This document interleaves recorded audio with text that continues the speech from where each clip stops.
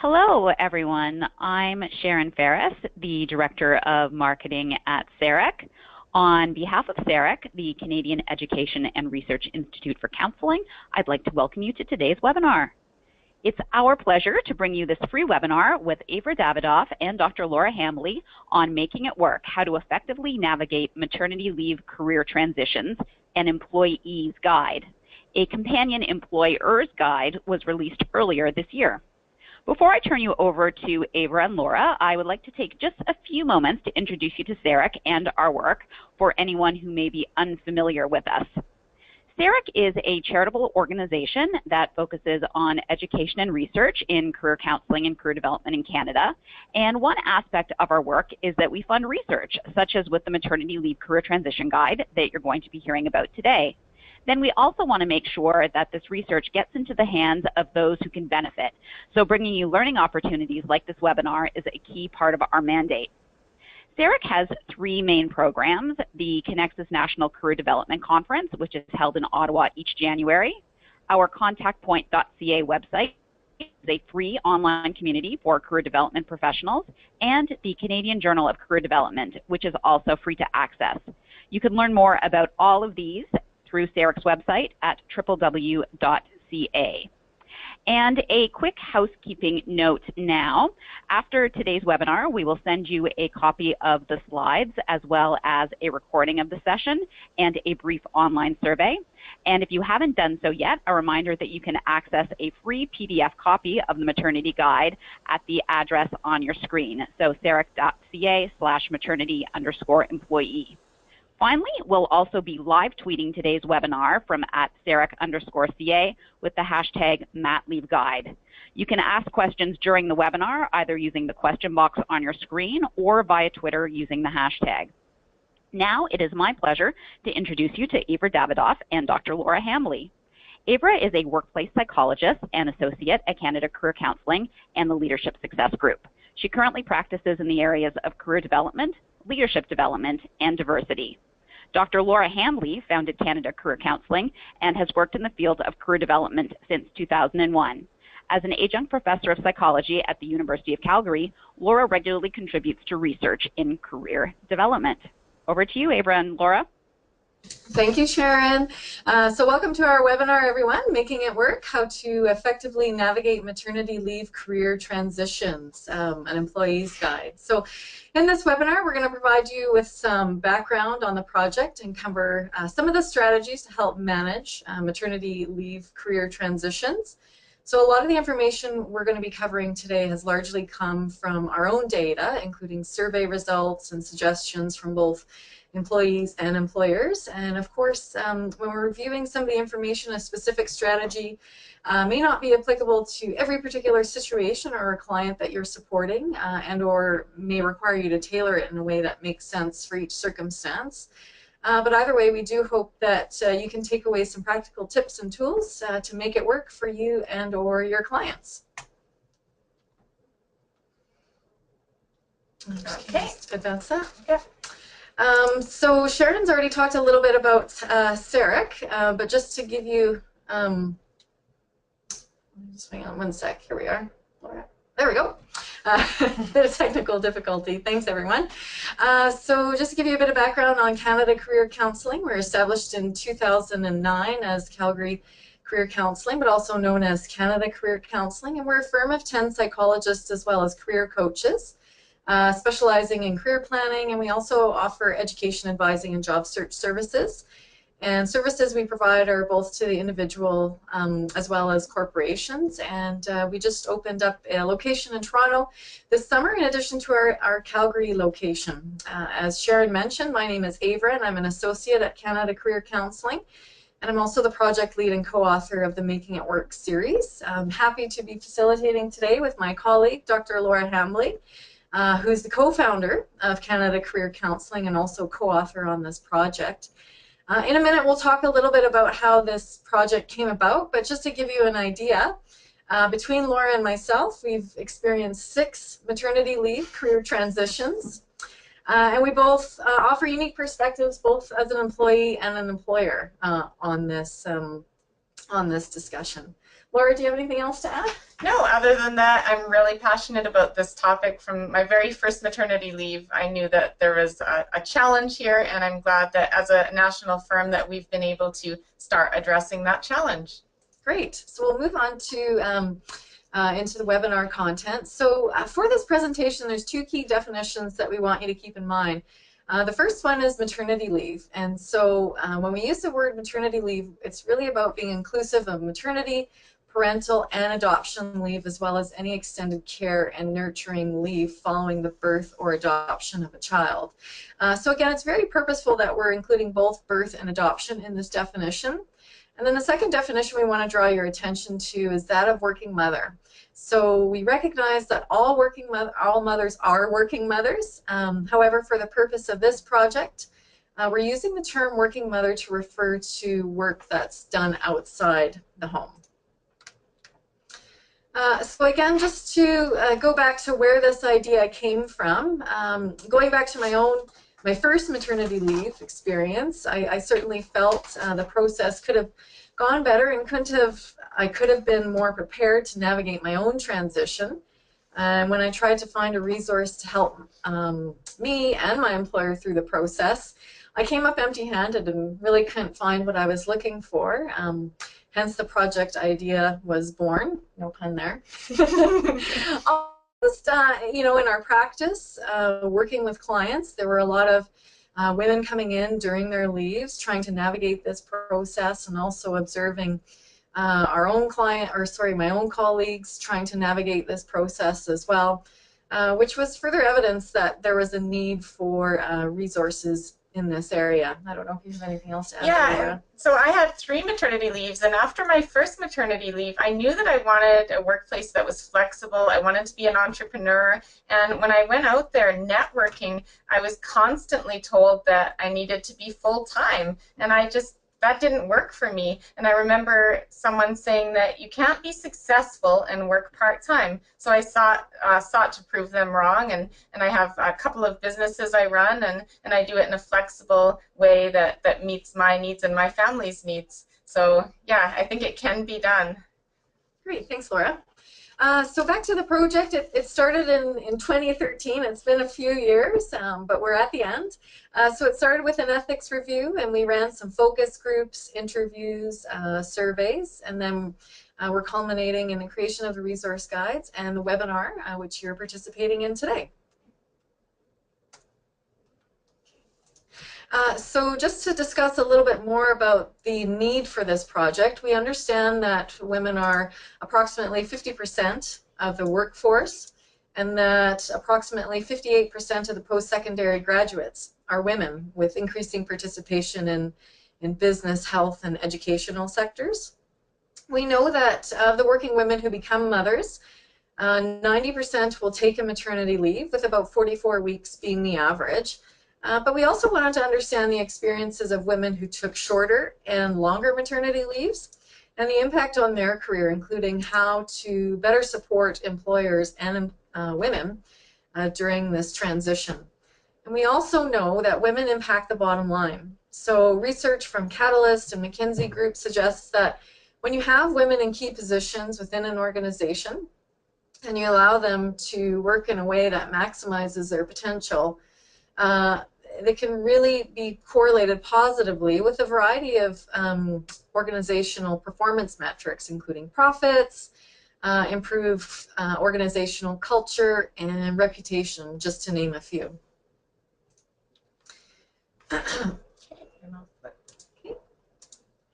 So we thought, how can we better support employers and women with this transition? And again, we found it difficult to find appropriate career development resources for either group. And specifically, there were limited Canadian resources, and many existing resources seem to be focused on a singular topic, such as employment insurance, breastfeeding, or postpartum depression. And we also wanted to understand the diversity of experience. So what is this transition like for same-sex partners or young mothers, or for first-time mothers 40 and over? And understanding both the employer and employee perspective was important to us, as that seemed to be unclear from the literature that was out there. And so for the outcomes of this project, the guidebooks and the webinars, Making It Work, How to Effectively Manage Maternity Leave Career Transitions, and Employer's Guide, and How to Effectively Navigate Maternity Leave Career Transitions, and Employee's Guide. And you'll notice the titles are slightly different, where we used Manage for employer and Navigate for an employee, and that's really to reflect the role that we felt that each party was playing in this conversation. And again, you can see on your screen where you can access the resources there. So I'm just going to turn it over to Laura for a minute, and I'll be back in a minute. Great. So we wanted to see who is in today's audience. We're really curious about that. And we wanted to launch our first polling question. So the question is, we'd like to hear who is viewing this webinar. Which category best applies to you? So you can only select one. Are you currently on or planning to take maternity leave? Are you back in the workplace post-maternity leave? Are you a career development professional? Are you an HR or employer, or other? So I'm going to launch the polling question right now, and I'm going to give you about 30 or maybe 15 or so seconds to answer. So you should see this poll on your screen, and I'm seeing people answer. So yay, technology's working. And you could be, we understand that you could be more than one of these categories. I mean, one of these answers may apply to you. That's okay, but you can only pick one. Currently on and planning.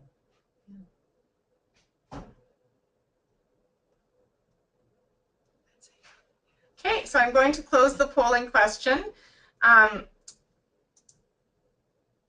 So 43% of the audience, I'm going to just share it. Let's see. Yeah. So 43% of you are currently on or planning to take a maternity leave. So that's great. We're hoping that you get some useful information and tools here. And the next highest percentage is 33% of you are a career development professional, like we are, and really hoping you can use this information for your clients. Then 19% of you are HR or employer. And like we said, we have an employer guide too, but I would really recommend having your hands on both guides because they have some really nice complementary information. And then 5% of you are back in the workplace post-maternity leave. But I'm guessing you fall in more than one of these categories. So thank you for answering that. That's really good to know. So I'm going to go back to, one second. There we go. I'm going to go back to my slides and talk to you a little bit about our data. So essentially, like Avra said, our data came from surveys, focus groups, interviews, and looking at the literature out there. And we want to share with you who made up our sample. So the composition of employees and employers that made up our sample from across Canada, just so you can understand where the data came from. We're based in Alberta, but we wanted to get as national a representation as possible. And if you're interested in digging down more into the information and getting more details, again, the best is to download a copy or to purchase a copy of the guidebooks. So we're just sharing with you some of the highlights today. So our employees that participated were 441. So 441 employees from across Canada. And as you can see, most of them were from Eastern Canada, so a combination of Ontario and Quebec. And then the next highest group was our location, Alberta, which makes sense given that a lot of our networks are here. And then we tried to get every province and territory represented, but it did, I mean, we weren't able to get Nunavut, the Yukon, and Northwest Territories, despite our efforts. So as with anything, we tried our best, and this is who ended up in our survey. And this is the employers by position. So we basically have human resource specialists were our largest group, just above 30% of our sample, and followed by manager, supervisor, and human resources leader. And there were 73 employers in total, which actually is a contrast from the 441 employees. And what we found was it was much tougher to get employers to participate. We really feel that a lot of employers are reticent to answer the surveys and to be interviewed on this topic, because in some ways it's still a taboo topic. And so it was one of our challenges of this project, but we still have some interesting data from employers to share. This is the impact of maternity leave. This is one of the biggest disconnects that we see out of this research. 15% of employers, when they're asked about it in Canada, feel that maternity leave had a negative impact on the career development of their employees. So the minority, I mean, only 15% admitted that, whereas 38% of employees who answered our survey from across Canada felt maternity leave had a negative impact on their career development. So again, it's more than double when we look at the percentages. So women are facing and experiencing more issues than employers realize. And that disconnect is what we seek to address. So how does maternity leave impact career development? We just want to hear from you. I mean, we know, a lot of you are mothers who have taken a maternity leave or are going to, but regardless of who you are, we want to hear from you. And what I'm going to do is launch this next polling question, which is, let's see here, polling question number 2. Launch. So, does maternity leave really have no impact on career development? Does it slow down a woman's ability to progress? Or it depends on the organizational support available. So again, we're going to ask you to choose your best possible answer here.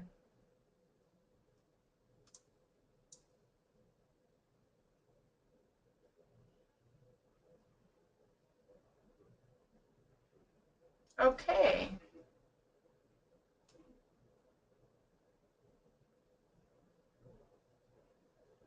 Okay, great. So I'm going to close this poll now. I'm going to share the results. So 55% of you said it depends on the organizational support, and that's, absolutely. Some organizations are doing a great job of this. We're really pleased to talk to some leading organizations in Canada who are doing this right, and then a large number of them have room to improve. 45% of you said it slows down a woman's ability to progress, and that's what we heard too from our sample. And nobody said it really has no impact on career development. So, I mean, the ultimate goal would be to have no impact on career development, but the fact that there typically is at least some impact, what we want to do is lessen that impact, and we want to make it as smooth of a transition as possible and not risk losing talent and disengaging women during maternity leaves. So going back to the slides here, 1 second, I'm going to put us into slide view, and 1 second, there we go. So this question came from our survey. How well do you think your organization supports maternity leave? So this was what employers had to say. They said the highest percentage here, just above 30%, said adequately, okay? And then about 15% said well, and then about 13% said very well. So again, with adequately being the strongest answer, we really want to be better than that. That's not good enough. We want employers to really feel that they're doing a great job supporting maternity leave. The employee's perspective, and we're using a little bit of a different grid on the left side here. Essentially, anything above 0 shows agreement. Anything below 0 shows disagreement. The stronger the bar means the higher agreement. So we see that adoptive parents, for example, are finding that their employer isn't doing a great job supporting their maternity leave. Basically, lots of room to improve there, and we believe that adoptions are often viewed differently by employers, and there's a gap there that needs to be addressed, because an adoptive leave is a leave, right? A child care leave that needs to be handled just as appropriately as if it was a birth situation. And then you can see the other bars above the line where the different groups we looked at. So first-time mother, immigrant mother, Aboriginal mother, young mother, and other diverse groups. We see the bars mostly above 0, but not too high. They're kind of moderately agreeing. So what we're seeing is they're doing a moderately well positive job in organizations from the employee's perspective, but there's lots of room to improve. Lots of room to improve. So when we look at aspects of maternity leave, aspects most impacted by maternity leave, we have another polling question for you. Which of the following aspects of career development do you think are most impacted? And then we're going to tell you what our research participants said. So is it A, promotional opportunities, B, career development opportunities, C, position or seniority, D, exposure to work projects, or E, career progression? And just while you guys are filling that in, I see a question here someone has written, and I'll just address really quickly. What sectors were represented by the employers in your sample? Again, in the guidebook we have more detail on this, but just to give you an example, we had employers responding from financial, professional services, communication, education, healthcare and social services, manufacturing, energy sector, retail, tech, transportation, public administration. So quite a broad cross section. Thank you, Avra. So it looks like 80% of you have voted. So we're going to close, 84% now. Oh, one more. Don't want to jump the gun here. Maybe you're listening to Avra's explanation. So I'm going to close the poll then. And I'm going to share the results.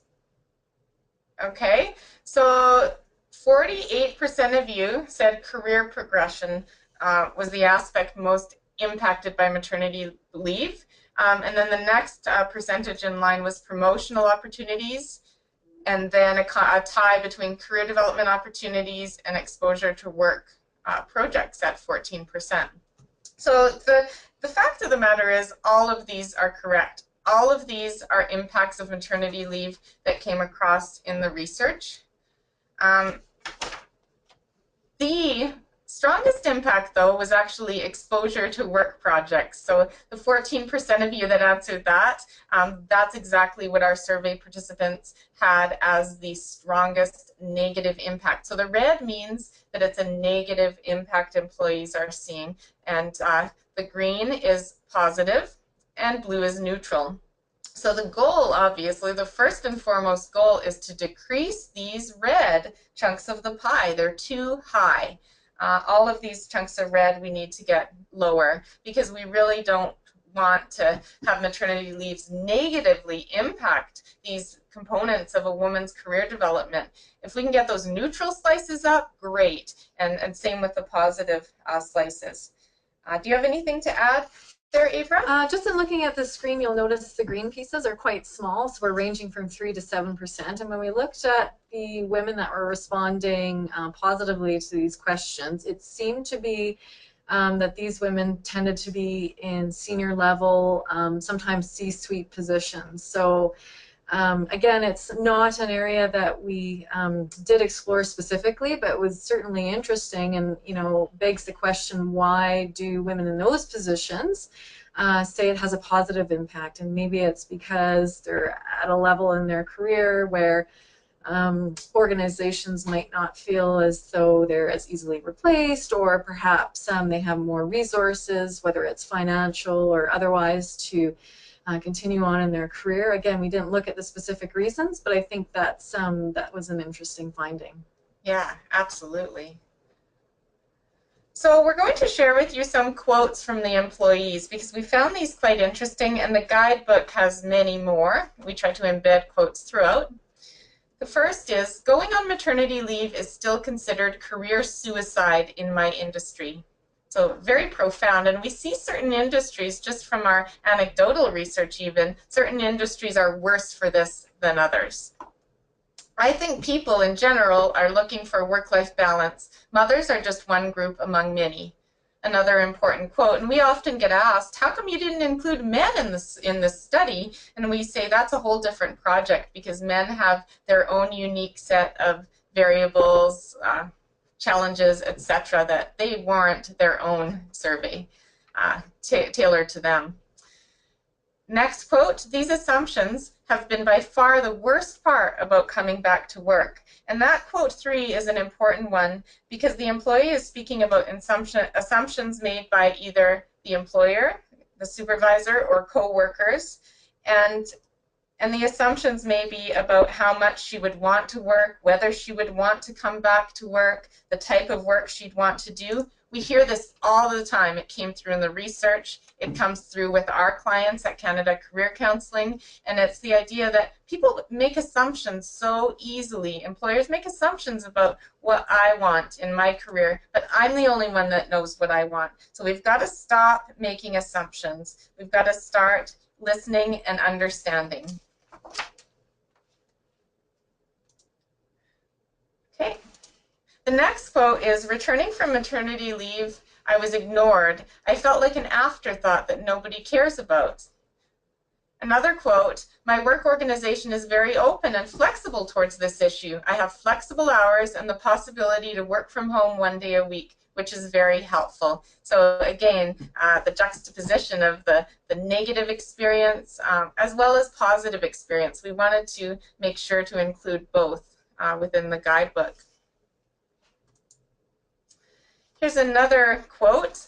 At best, I felt I had returned to a placeholder position with an empty title, but certainly not as the contributing, valued member of the team I had been previously and was eager to be again. I'm confident my organization would never treat a new employee like this. I felt very much like a second-rate citizen.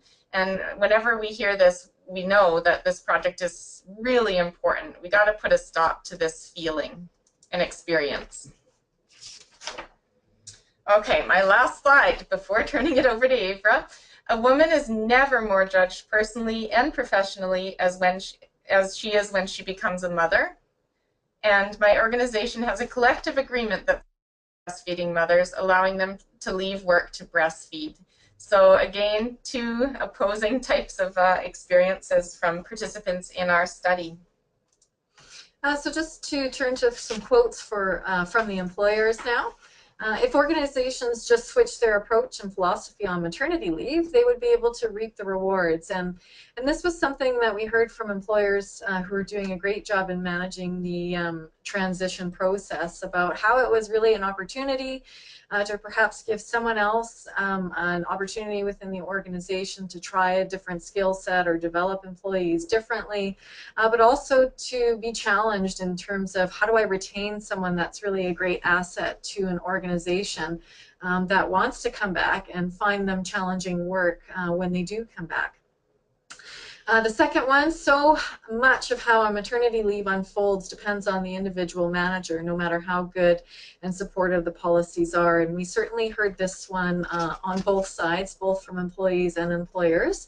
And certainly in our previous polling question when we asked that, I think the majority of people responded with that as well. And that policies are great and they are important and an important first step, but it does depend a lot on the individual manager themselves.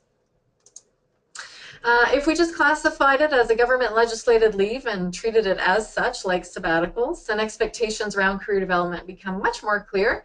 And people on maternity leave need to be treated just as women are treated on any other leave to reduce negative stigma associated with career progression for women on maternity leave. So again, you know, a lot of employers and employees said, well, what about when people go on medical leave or other types of leaves? How come the same impacts aren't regarded in terms of on their career or perhaps even pensions, benefits, pay, and things like that? So is there benefit in classifying it as a different type of leave or lumping it into other types of leaves, as this particular person has mentioned on the screen above? So we're going to talk a little bit about some of the strategies that we outline in the guidebooks. Again, we're not going to be able to cover everything because there are quite a few in there. So again, encourage you to pick up a copy there if you haven't already done so. So the first one, actually, when we asked employees, and this was during the survey process, so before we had a chance to compile the information for the guidebooks, and we asked employees, what are your recommendations in terms of how to improve the maternity leave career transition process? And the first one that was identified was normalizing the maternity leave career transition process, in that, you know, it's a normal part of life, it's a normal part of the workplace. Maybe we need to treat it like other leaves. The second one is to encourage an open dialogue and conversation with employers about maternity leave. And absolutely, it's a great place to start. However, both sides have to really be equipped with the knowledge and skills to have these conversations. And certainly trust is an important piece of that conversation. And we talk a little bit about some of those skills and knowledge that each party needs in the guidebooks. Lastly, train employers to recognize and address potential biases towards maternity leave. So when we were speaking to employers and employees, it became pretty apparent that both biases and assumptions seem to be playing a big part on both sides in terms of managing the maternity leave career transition process. So again, that's another opportunity for both employees and employers to be aware of. And it's easy to think that it's employers making all the assumptions, but a woman becomes pregnant and she may assume my boss is going to react negatively. I've got to hide it for as long as possible, right? Or it's going to be a negative experience. Those are assumptions that we want to avoid as well. Absolutely. And, you know, at the beginning of a pregnancy or an adoption, you may feel very different about yourself and your career than you do at whatever time that you're deciding to go back. And so try not to make assumptions about yourself as well. So the first strategy we're going to talk about is the communication plan. So women that participated in our study commonly noted the importance of having a communication plan while on maternity leave, especially in helping to maintain their sense of belonging to the organization or team, and also in facilitating a smoother return to work. So the communication plan is something that we recommend for it to be built collaboratively before the leave beginning, and it should be seen as an evolving document. So for example, if the employee feels that she would like increased or decreased communication of a particular topic during leave, then the communication plan would be updated accordingly. So it's important to think about, from the employee perspective, what type of information would be helpful for you to receive during leave, if any at all, that might facilitate a more effective return to work. And I say if any at all because for some women, they may really benefit from having something like this, and others may not. So again, we're going to cover some strategies, but every strategy may not be applicable in every circumstance. And really the communication plan outlines what will be communicated, when it'll be communicated, whose job is it to communicate the information, and by what means will the information be communicated. The second strategy we're going to talk about is the return to work plan. Again, it's like the communication plan, it's an evolving document that covers important topics such as the date of return, if there's any reintegration or re-onboarding actions, perhaps what role and responsibility the employee is going to be coming back to, work schedule, career options, and things like that. So again, similar to the communication plan, it's to be built collaboratively between the employee and employer prior to the leave commencing, and updated when circumstances change. Again, it's important to recognize that an employee who's coming back to work from maternity leave is likely returning to work under new circumstances. So having an open dialogue about changes in roles and responsibilities allows both parties to communicate effectively, share aspirations and career plans, and to create an effective return to work plan.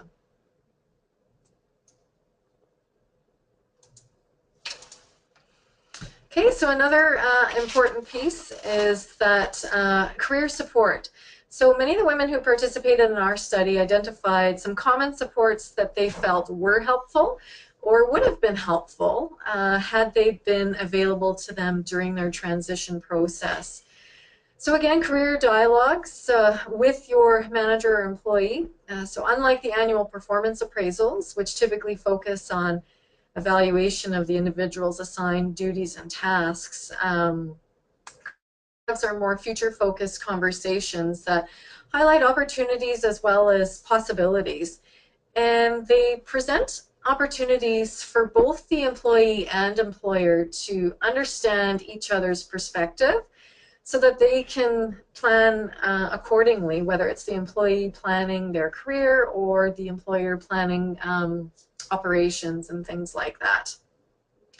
The second one is comeback coaching, and before we started this project, I would say we were pretty unfamiliar with the term, even though I would say we were probably doing it pretty regularly in our work with our clients, just not realizing that it was such.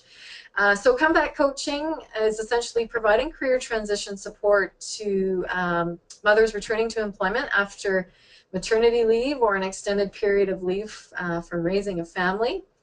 And again, every working mother experiences the return to work transition uniquely and could benefit from extra support from an objective and helpful third party.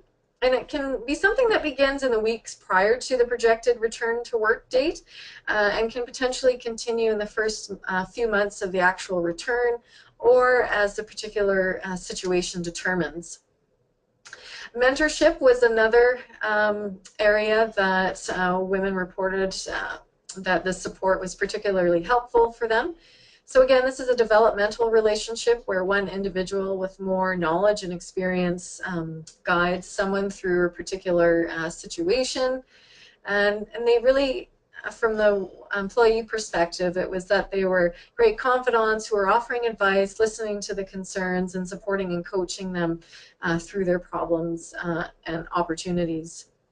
And the last one is learning and development opportunities. So a number of our women in our study reported a loss of confidence upon returning to work, and I'll just make sure that that's clearly heard because I was interviewed the other day and they wrote competence. And it's confidence, right? And so sometimes people can lose their confidence without a corresponding decline in competence. So I just want to make sure that, so we're talking about confidence here. So that loss of confidence upon returning to work or in anticipation of returning to work, even when someone has successfully performed in that role for a number of years. And we saw this reported among women who took shorter leaves, as well as those who took longer leaves. And creating and accessing learning and development opportunities while on maternity leave was one strategy to facilitate confidence and engagement in one's career. And again, we've outlined other ideas that consider both budget and availability, which are important factors to consider for many working mothers. So understanding you, again, part of effectively navigating maternity leave career transitions involves understanding aspects of the working mother that influences career decision making. So on your screen here, you'll find some key components of career decision making. And as with other transitions and experiences in your life, maternity leave can impact many of the factors noted on your screen, and some may have a more pronounced impact on career decision making. So for example, one might be willing to sacrifice some of your interests or passions in exchange for a flexible work schedule because it becomes more valued at a particular stage of someone's life. And again, understanding these pieces are important, and certainly working with a career counselor is one way to get clarity on these factors. Knowing and creating your value. So again, working mothers are a significant component of the labor force, and it's important to recognize what we have to offer and have our strengths leveraged. So we talked a little bit earlier about when women are enabled to work effectively at all levels of the organizations, there's noted increase in organizational creativity and innovation and improved customer understanding. But we also want the women themselves to understand where their value is and how do they communicate that. And we've got a couple of examples and tips on our slides here. So in terms of retaining talent, as a mother who has chosen to continue to work after maternity leave, chances are that you'll be well versed in the demands of your particular role. And so from the perspective of your employer, this can really save the organization a great deal of time and money, as opposed to training someone new, which can cost the organization substantially more versus reintegrating someone who is already familiar with the role. Being valuable. So again, a big part of communicating your value is being valuable. And if we're an asset to the organization, our value will be showcased in that work. And at times we get caught up in our work schedule, or may not do a good job of communicating what it is that we do upwards or to the decision makers. And so having regular conversations with important people in the organization, employers, HR people, about what are the priorities of your particular job, what are you working on, and again, what have you accomplished? And again, that kind of goes into our next point too, of recognizing and communicating your accomplishments so that employers are aware, because oftentimes, especially depending on the size of the organization, they're pretty busy, and they may make assumptions about who's doing what or who's not doing what. And the last one here is invest in your growth. So communicating your value is often easier when you have it. And part of this involves regularly adding to your particular skill set. So, for example, engaging in professional development opportunities like conferences and workshops and webinars. Again, we're not going to go into too much detail, but this can be particularly important for women that are in industries or sectors that are rapidly changing, such as technology or research and development.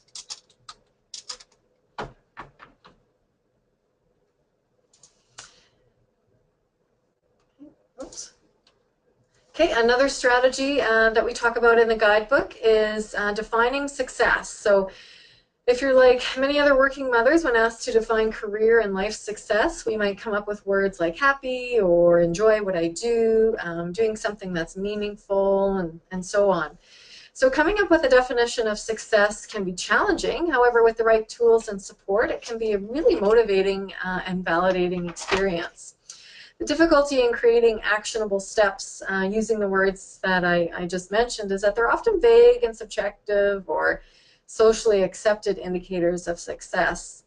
But we find that in working with our clients, a better method of determining their definition of success is to begin with an evaluation of their own values and using that as a way to determine success, and then also determine the action steps that need to be taken to understand how to achieve that particular definition. And just the last one here in terms of redefining career progression. So again, not all careers and organizations afford women the same opportunities in terms of career progression. So it's important for us to have different options in terms of describing our own career progression. And when we do, many still subscribe to the idea of the career ladder, which we see on the left-hand side of your screen. And this is more unidirectional in nature, and it doesn't really serve flatter organizations or even entrepreneurs or contractors or the varied career aspirations of working mothers. So on the right-hand side of your screen, you'll see the career lattice, which tends to conceptualize career progression in more than one direction. And it really is about creating and embracing a variety of career paths, excuse me, sorry. Okay, so I'm just going to turn it over to Laura. We're almost in the home stretch here. So the guidebook is full of really practical tips and suggestions, and these 5 working mom mantras I really like. Success is yours. Nobody else can define what success looks like in your career and your life. that's up to you, and success looks different for each person because there's no one right way. There's no one size fits all approach, and I think we're too quick to judge each other, and I think we need to really look at each mother's experience and whether or not she does paid work outside of the home. That's totally her mantra. Her success is her own way. Compromise is critical. You can't have everything, and at each stage there'll be certain things that you might need to compromise more on than others.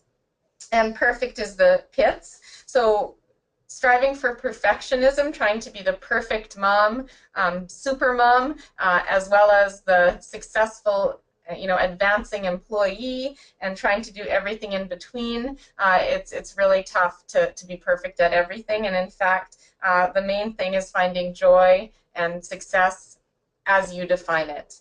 So not trying to make unrealistic ideals. I like to think of it as the 80-20 rule. And then you are a role mother. So be confident and content in your decision because you're a role mother for your children and for other mothers. And again, whatever decision you make has its own rewards and challenges. So try not to compare yourself to other mothers. And then the pertinent points, a few more of them, are that you need to take an active role. So I think too often employees in general leave anything to do with their career to their employer, but it shouldn't be the case. I think every working mother and employee needs to take an active role in their own career development, and especially during transition points, it's just as much their responsibility to make sure they're communicating their needs and their goals to their employer. Avoiding assumptions, and we talked about assumptions already, and they're all too common, and they lead to poor decisions. They lead to, bad experiences, basically. So we want to avoid assumptions by the employee as well as the employer. Roles of career and working mother are developmental in nature, and at every, over time, the roles and the shift between career and working mother, those may change. So just looking at this as an ongoing way of looking at your career, and it's okay to review it periodically and determine what's going to work best, in the next year, for example. And no one size fits all, and that just kind of summarizes that every woman has a different experience through this transition. So as we wrap up, we really wanted to get you to think about, is there any one thing that you should stop doing to be more effective when it comes to your own maternity leave or when it comes to working with your career counseling clients? Is there one thing you could start doing to be more effective? And is there anything you could continue doing because it's already working well? So again, we're hoping that you'll leave with at least a couple of good nuggets or ideas, and hopefully get a copy of that guidebook. And feel free to share your start, stop, continue in the questions. We can also read them out to the group, what everyone else is going to be committing to. Just a couple of questions here before we wrap up. I see we've got one here to start. Any sense of how often do mothers choose entrepreneurship versus returning to a previous position? And what are the key factors for women to consider in making this leap? This is a really interesting question, and we see this a lot in both the clients that we work with here as well. And I'm wondering, Laura, if you want to speak to that as well, because that was part of your maternity leave career transition too. Yeah, that's true. I found myself more and more drawn towards entrepreneurship over my maternity leaves, and after my second son was born, that's when I became a full-out entrepreneur, where I had my own shingle, I had my own business, and it's been really nice and flexible. It's a lot of responsibility, but a lot of flexibility, and I think that's key in that entrepreneurship isn't for everyone. It really depends on your interests, values, skills, and motivators. And I think it's really important to really think it through. But it's nice that it's an option out there. And when I was on CBC Radio last week, some women were calling in Vancouver, and it came up quite a few times that they had gone entrepreneurial because their organization just wasn't flexible enough to accommodate what they needed as they were balancing work and family. And I think another one that sometimes we assume is that we expect entrepreneurship to be that we'll be able to have more time to do other things, whether it's spending time with our family, and sometimes that's not always the case, and that entrepreneurship can be more time consuming than being an employee at an organization. However, it may give you more flexibility in when you choose to do that work. But I think that's also an important factor to consider, and potentially what other resources that you have in terms of finances, a partner, career supports, and things like that are important factors to consider in terms of choosing entrepreneurship. And also the state of the economy. So anyone who's in Calgary or Alberta knows that it's a pretty tough market here, largely because of the oil and gas, and that has impacted other service providers outside the oil and gas and other entrepreneurs in that sector too. So another question here I see, what flexible work strategies are employers most open to, and what is the best approach for an employee to take in asking to work part-time or work from home? And I think that one depends a lot on the employer as well as what type of industry that someone is in.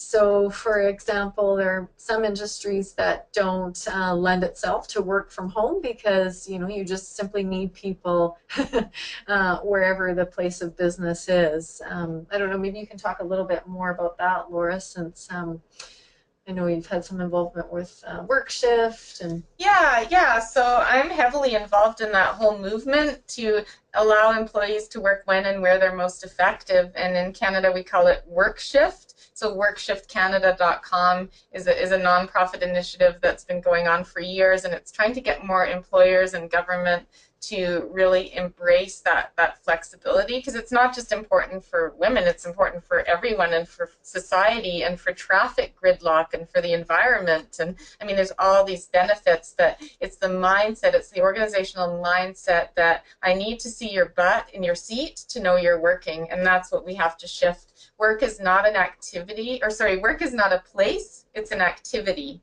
Right? And that's a simple line. Work is not a place, it's an activity, but it's a fundamental shift in how we view work. But I would say, I think if you're pitching any of these flexible work arrangements, and we cover a lot of them in our employer's guide actually, but if you're pitching any of them, I think what you really have to pitch is, can I try this on a pilot basis, right? Here's why I want to try it, and here's how my work is going to still get done, and it may even get done more efficiently, but my work is still going to get done well, and let's trial it for 3 months and see how it's working, right? And it's tougher to turn down a 3-month trial than it is to say, okay, from now on I'm letting you work from home, right? So that's what we're really positioning, and get the details. Go on workshiftcanada.com, get the information, the ROI data, so you can best position those types of options. So it looks like someone here from the continue, so from the start, stop, continue exercise, open as many doors as possible. The closed doors may reopen again at a later time. I love that, and we wrote about that in one of our articles, I think that we published in the Careering magazine a couple of years ago now, that that's the function of the door, is to open and close. It's not once it's shut, it can open again. And although sometimes, people say, well, once you walk through the door, it closes, but you can potentially open it again. So I like that. We've got another comment/question here. So mothers taking extended leave, for example, 2+ years with no employer position to go back to, will have more challenges as they're trying to re-enter the labor force. Are there any strategies specific to that situation that you could share? And again, I think it's very specific to the circumstance and even the industries. So that one may be more harder, for example, in a tech space than it might be in, for example, customer service.